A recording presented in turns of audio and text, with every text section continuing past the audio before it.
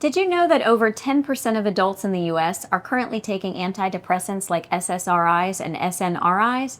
And that number nearly doubles as we get older. Almost 19% of adults over 60 rely on these meds. But here's the thing, our bodies can get used to them, which means dosages often need to change over time.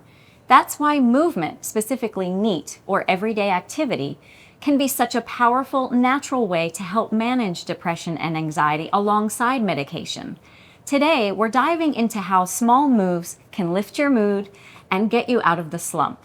And now, joining us for this episode, we've got Greg Burwell, the founder of Zero Sweat Fitness, on the line with Dr. Abbey, owner of Psych Based Consulting, here to share insights on mental health and how NEAT can help with depression and anxiety. Hey, Greg. Hey, Ruby. Hi. Hello. Dr. Abbey, sorry. Dr. Abbey is a neighbor of mine, so I'm shifting gears here. Friendly to professional. So today, I just wanted to start off by just sort of setting a little simple explanation of how anxiety and depression are different. And I thought you'd be the best person to kind of explain that.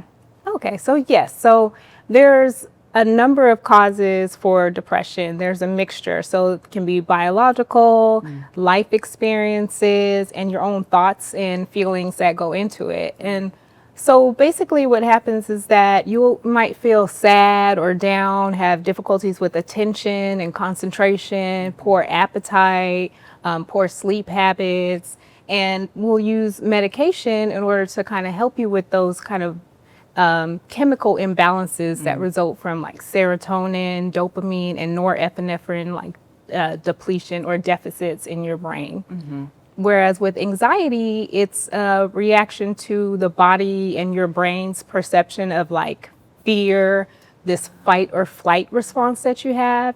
And so in those cases, they might prescribe a benzodiazepine, such as like Xanax or Valium I've heard of those. Yes. In order to help support you in dealing with things like panic, a fear of like anticipatory worry about something that might be coming up, or let's see, maybe you're having to do a presentation at your work and you're having all these fears about what might happen. You might start to have a racing heartbeat, sweating, and fidgetiness. That is really resonating with me for so many reasons, but let's start by just kind of talking to our guests today. I'm curious, how do depression and anxiety sort of impact you on a daily basis?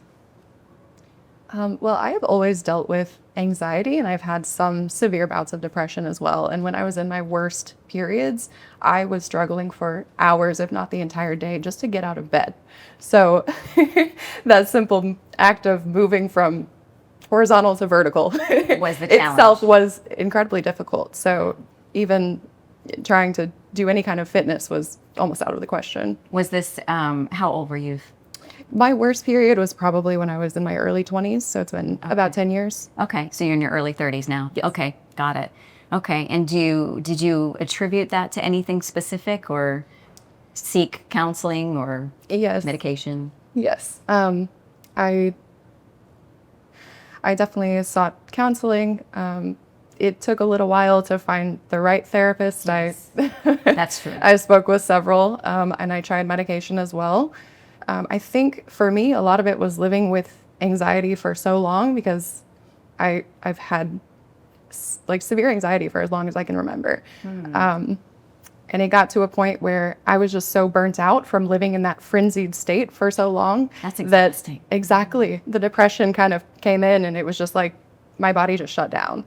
Wow.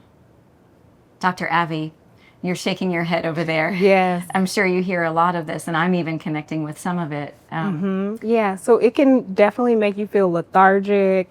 It impacts your motivation and things of that sort. So it's definitely very consistent with what we see when people are suffering with depression, and they're comorbid. So that means that depression and anxiety often happen together. That makes sense. Do you feel like one can cause the other? It's a cycle, so they are linked to each other. So if you are having anxiety about something, you might withdraw from social interaction, thereby causing you to have depressive symptoms as well, because now you're not socializing, you might be sleeping a lot, might start to maybe eat more or not eating at all, and your sleep is affected. So it just becomes a cycle. Just of start that. shutting down and Yes. withdrawing. Okay. How about you, Dawn? Well, I have been on this mind, spirit, and body journey for about a year and a half. In November 2023, unfortunately, my husband unexpectedly passed away, Wow. and that brought on severe depression. And in my experience, what happened was after Kirk died, all of a sudden, my mood, I couldn't focus, I wasn't concentrating, I couldn't even talk. I stopped eating. I had no desire to eat. I'm a foodie. So that was really, really unusual. And everyone noticed I lost like 20 pounds in 1 month, 25 pounds in 1 month. And so how I understood to know that I was suffering through depression, because my mind was in such a big fog after the loss, is I went to the doctor because I was having severe chest pain.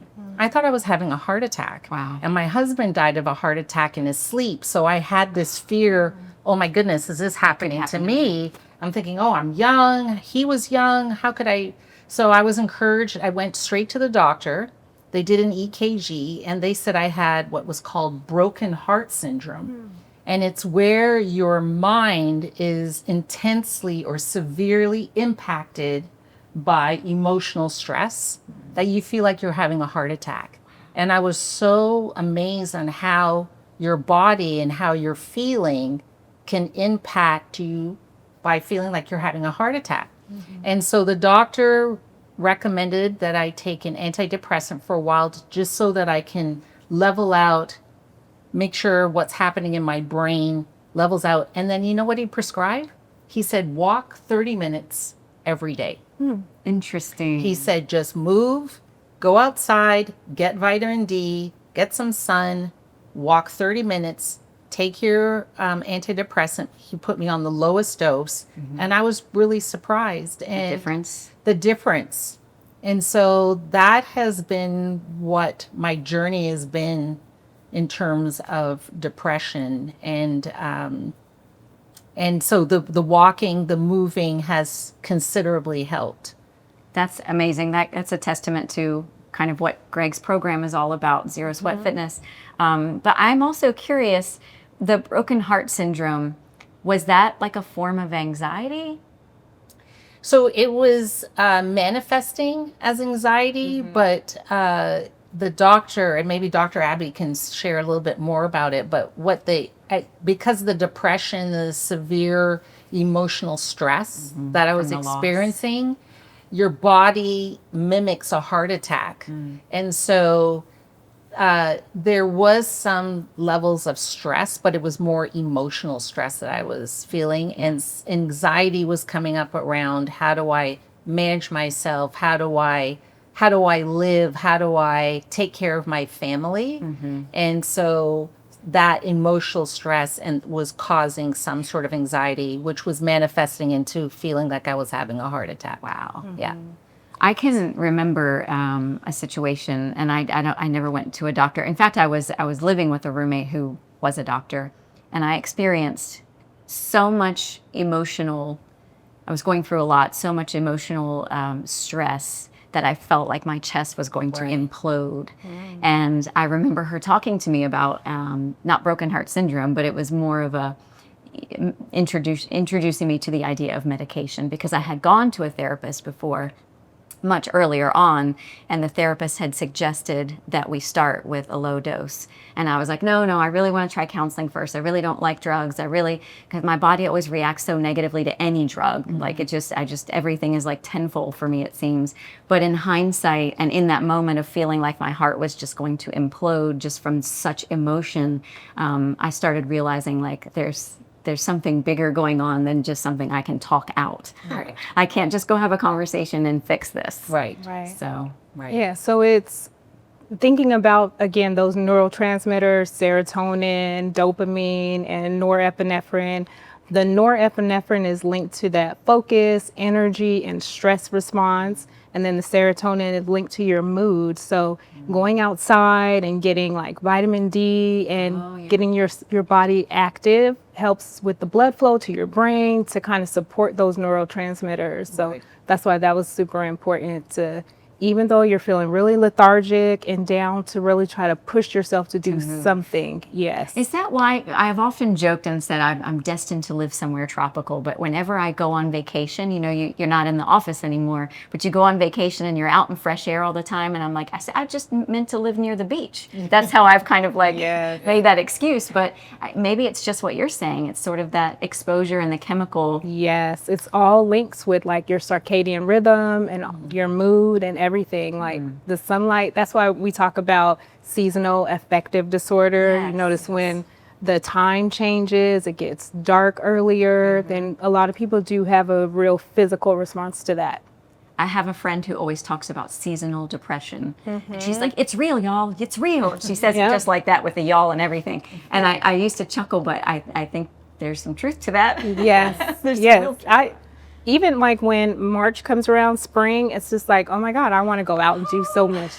Yes, I just have like this renewed energy. Yes. Wow. And so your doctor actually prescribed, in addition to the medication, 30 minutes, go outside. 30 minutes, go outside. And I just want to add one other thing about movement. So, of course, my kids, I have 17-year-old twins, and they were suffering from depression, anxiety after their father passed away. And my daughter has anxiety. She explains it the same way as you do, Gwen. And we were in therapy, or we're still in therapy, and the psychiatrist and the therapist told my daughter, you have to come up with some sort of some activity.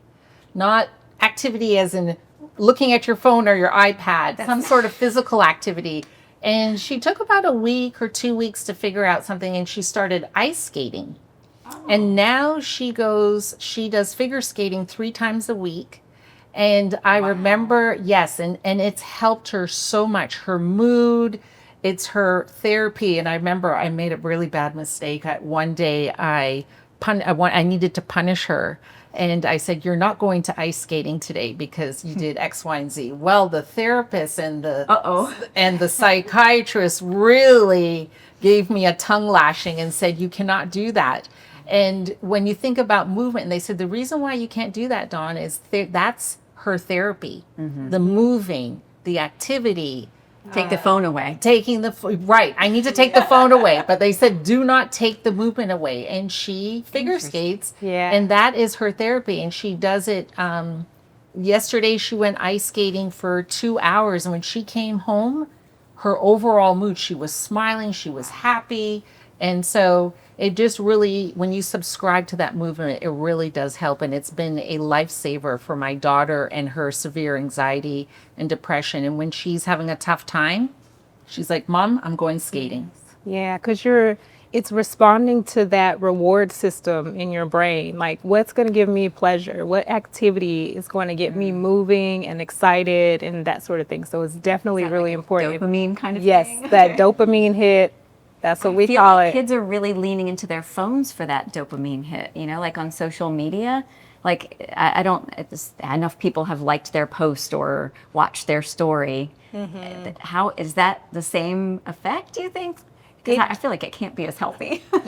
Exactly, because it can lead to more of an addiction type thing, a reliance, and it's not movement, right? It's someone is feeding you something that's pleasurable, and you just keep going for the next thing. So it's similar to having a substance addiction. Wow. In a sense, yes. That so makes like a lot of sense. Gambling, it's similar to that. You're pulling Reaching that for someone else to make you feel, or something else. Something else, just constant. It's dopamine seeking. Wow. You're seeking out something to activate that reward system for you. So just like with the slots, always put next time, then I'm going to feel it. It's just constantly looking for that next thing that's going to give you that pleasure release. Wow. Greg, are you on the line with us? Yes, I am. I certainly am. And listening to all this, and the movement is the key. Of course, I think of it as a panacea. You have always said that. Yes, it really I used to roll my eyes. Yeah. And what's interesting is I think of parents who reprimand their kids by time out.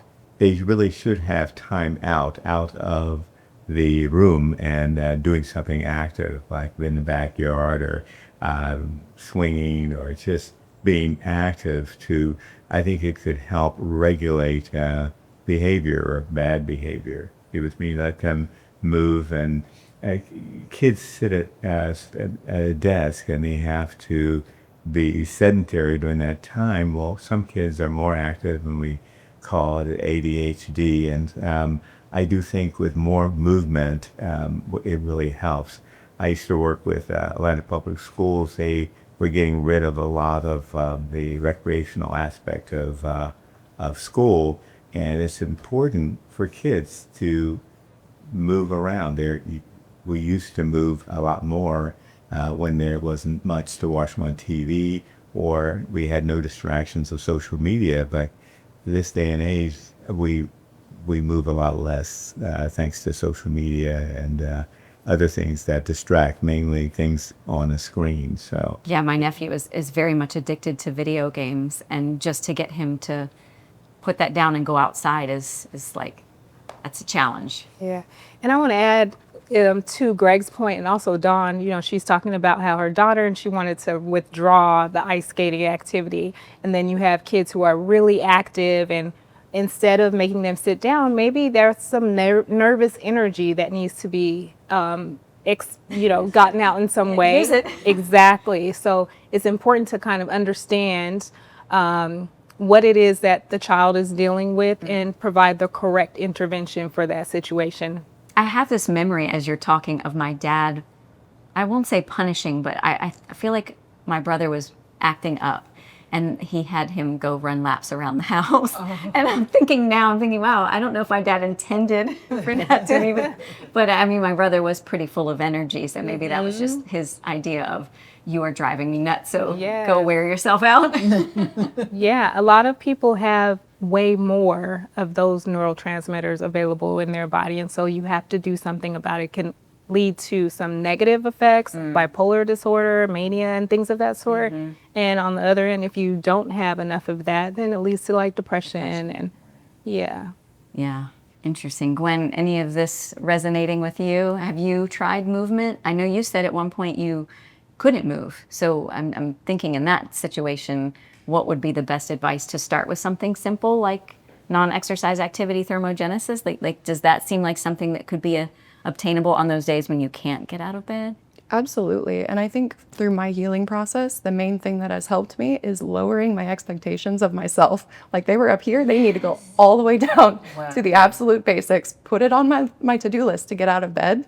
And when I get out of bed, check it off and feel like, give myself a little pat on the back. Like, I did that thing. So you had to learn how to give yourself grace. Absolutely. I am just now in my 40s learning that is something I've been missing for all this time. So when you just said that, I'm thinking, wow, for her to get that so much earlier than me, that's a powerful thing. It took a long time. Yeah, and it does sometimes take a journey, but I think that's important for everybody to hear and to really recognize is, are we being too hard on ourselves? And I think for me, definitely that was the case. And I think it comes from the ballet career and the expectations that are set, perfectionism. Yes. Right. And it becomes a problem. And then you become a people pleaser. And it's this vicious cycle where you never feel like enough. And actually looking for other people's applause to make you feel worthy. And learning now that I need to learn how to see that within myself and not wait for applause from other people to feel like I'm okay. I absolutely had a lot of struggles with that. And so my journey was just having little small goals to accomplish. And once I accomplish that goal, then it's kind of a snowball effect, because once I do one little thing, then I feel better. I'm able to check that off, like, oh yeah, okay, I am capable. And then just every day add on a little bit more. Go ahead, sorry. I'm sorry. It goes back to that other factor of the thoughts and feelings that we have about ourselves, that those cognitive distortions that can lead to you feeling more depressed. So that's absolutely important to give yourself more grace. Yes. And Gwen, I'm sorry to go interject. ahead. We're all excited. Just to dovetail off of that, we know that 80% of the people in this country do not engage in consistent exercise. But I think we set goals too high.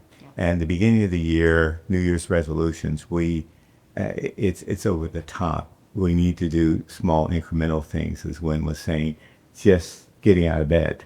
Okay. Give yourself credit. Right, for that. And beyond that, let's start moving a little bit more. Let's not get in, buy a $300 pair of running shoes and say we're going to run a sub-minute, 4-minute mile. That's unrealistic. And then we're going to go ahead and get on a ketone-based diet or something. You're incorporating too many things, and small things, incremental things, I think is the key, as Gwen said.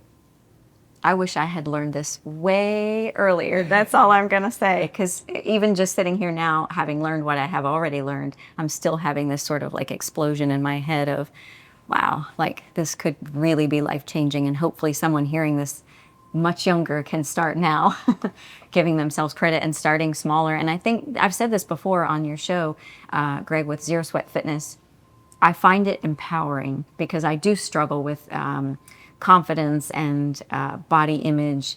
And I think in those moments I have found where I start getting in my head and feeling yucky or like I don't like myself, I have a solution. I have something I can start doing right in that moment. I don't have to stop working. I don't have to go somewhere. I don't have to change clothes or sweat out my hair. I don't have to do any of that. I can just instantly start doing the small tasks and instantly start to feel a little bit better. And I do find that empowering. So yeah. So thank you for drawing attention to this. I think we've already touched a little bit on the differences that we feel with movement. Dawn, can you say that 30 minutes a day, you've noticed that it does? Absolutely. And I'm going to be honest, my career where I work, it's quite stressful and busy. And so sometimes I wouldn't get the 30 minutes in, but my therapist shared a couple of things. She said, okay, well, if you don't get your 30 minutes in, at lunch, take the stairs down to the cafeteria, park your car further away. She said that in the office, do a couple of laps around the circumference of the floor.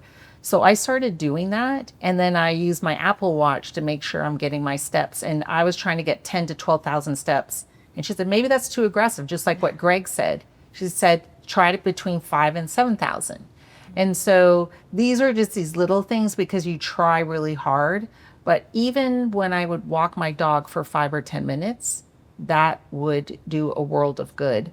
And then another thing that I started doing is if I'm able to work from home, I take off my shoes, I go outside and I walk on the grass. They say that's called grounding. Grounding. I just heard about this. Yes. And I would spend 3 minutes. And when I would get back to my computer in front and before a meeting, sometimes that 3 minutes even feels like it was 15 minutes. But just that break where you're connected to the earth, walking on the ground. And then sometimes I would just do like 2 or 3 squats and a stretch, all in 5 minutes, come back to the desk, world of good. So mentally I felt better. I walked away from the screen, walked on the grass, connecting with nature, the sun on my face. And then that helped. So even though I didn't get my 30 minutes a day, any movement and trying to spread it out. And then the other thing she said is, Dawn, I know the doctor said do a consistency of 30 minutes. She said, why don't you try to break it up? Yeah. And do a few 5 minutes here, 10 minutes here, 3 minutes here to add up for 30 minutes through the whole day. And I said, wow, that seems so much more achievable. Yes, it's kind of like what Gwen was saying. Like Right. we have to give ourselves grace and and Greg said this too, setting the bar so high that we Right. always feel like we're failing. Right. And I feel like this has come up on a lot of the episodes. We did an episode on perfectionism, and that was what women were saying, was that they feel like they have to do X, Y, and Z, and if they can't do all of that, then they failed and they do nothing. Right. They just sit in their feeling of failure. Right. Instead of giving themselves grace and going, okay, can't do that today, but I can do this. Right. And You know, Jamie, I'm sorry. I was thinking about what Dawn said, walking around, doing laps, and oftentimes people suggest that, and they have watches that indicate how many steps they're taking. But sometimes you can't. I work with people in the call center. You cannot get up and walk around. So at that point, I work with them on NEAT, because you have to stay at your desk and you have to be seated in order to handle those calls. And so it's not practical. If you can do that at work, great. But if you can't, you've got to think of other things to do to supplement as far as movement is concerned. You're grounded, but you're grounded at your desk. Right. Not quite as fun as walking on the real grounds in the sun, and sometimes the weather doesn't always cooperate either. But yeah, I think that is important. I would love to ask Dr. Abbey, is there any negative to these? Because I feel like a lot of people that hear us talk about NEAT and the little simple movements, they quickly dismiss it as it's not enough, it's not going to make a difference. But yet all of us are talking about our own personal experiences of how we need something a little more obtainable to feel like we're moving forward, and movement begets movement. Yeah. What would you say to someone who might be quick to dismiss this when they hear it? And there's a starting point for everything. An entry point is always important, especially if you're struggling to get out of bed, or you have some confines of your schedule. Little things help with your the thoughts that you might be having, right? Helping to ground yourself. You're experiencing some anxiety, a little movement will help to rechannel that anxiety. So it's always important, because a lot of people have different physical limitations. So whatever you can do to try to get yourself active, and then, as we're saying, be gracious about your the goals that you have, and have them be realistic ones. It's super important. And something else that Greg always says, and which I really respect, he works with so many different clients, is we aren't robots, and what we are today, we can't always be tomorrow. And it's important to recognize where you are on any given day. And for instance, like when you walk in for a session with Greg, he always asks, "How are you?" It's not just because he's making conversation, but he's checking in to know he doesn't have like a set routine that he may have a set routine, but he may have to pivot. He's explained this many times, like someone may come in and they're just rock bottom, or they've gone through something, or they didn't get enough sleep, or he can't go in with this routine, he's got to go in with something a little less. Does that make sense, Greg? Yeah, meeting people where they are. Yes. You have to read the room. And Very I think that's neat. Right. That's neat. Okay. And just because it's not rigorous exercise doesn't mean that it's not doing something for you. So Yes. just going back to the importance of having a balanced mood, a circadian rhythm that's healthy, and being able to activate your neurotransmitters and things of that sort. It's super important. And movement does that, right? Yes, exactly. That's why we feel better when we move, I guess. Right. One thing I fail to do is there's sometimes people have questions or follow-up questions about a subject that we're discussing, and always feel free to write in. I'm happy to answer questions, and I'm sure the good doctor would be happy to answer any questions you may have. Yeah, definitely. Follow up, That and up. because this is such an important issue, depression and anxiety. Yeah, I mean, the stats of how many people are experiencing depression and anxiety is alarming. Yes, yeah. I'm definitely open to any more information that anyone would like to obtain. Fantastic. Before we go, are there just a couple of movements, Greg, that we can try right here that would give someone who may be in a low spot right now and need just a little help picking up their mood? Right. One of my favorites, and it's one I do on all my plane trips, and that's why they always think that I'm really anxious and need to get off the plane. But I love to run in place, and so I'll do that all the time, constantly. And then if I'm disturbing someone, if I'm in a meeting, I will go ahead and releve and back down, releve, back down, releve, back down. I'll do some extensions, alternating leg extensions. Can I just laugh really quickly? You just said releve, which I'm not sure everybody in our audience knows. It's a ballet term that you have picked up probably from me. Yeah, well, it's a result of also training ballet Dancers. students, dancers, for a long period of time. But releve for everybody is just lifting your heels and rising up on the balls of your feet. It means to rise in French, but I just thought that was funny that you now use it as part of your everyday language. Okay, so the running in place, leg extensions, releves, which can be done seated or standing. Leg extensions, not so much. Yeah, leg extensions can get tricky if you're standing, if your balance is not good. People ask about balance all the time, and I tell them, well, stand on one leg or one foot for while you're brushing your teeth or doing something in the morning. I said, well, that's pretty simple. I can do that. I said, okay, stand, then close your eyes. And that's what we call proprioception. So that's far greater demands because you have to visualize where you are in space and balance. Much harder to do. Yeah, we used to talk about proprioception with the ballet dancers that we coached, and we'd have them same thing, rise up in a releve and find their balance and close their eyes. And it's just funny to watch. Everybody just thought it was a good way to get a good laugh out of everybody. It changes everything. But it really works over time. So to improve the balance, because that's an issue that people worry about and think about as they get older, because the number one, the worst term, it's a 4-letter word, for people who are aging is fall. And so that's one thing you don't want to do. So true. Well, I can't thank you guys enough for coming on the show and talking about this. I think one of the most important topics we can be talking about and getting the word out. Dr. Abbey, fabulous. And if anybody out there would like to reach out to Dr. Abbey, please drop a comment. Subscribe to our channel, and thank you so much for joining us in our movement revolution. And remember, start small, give yourself credit, and keep moving.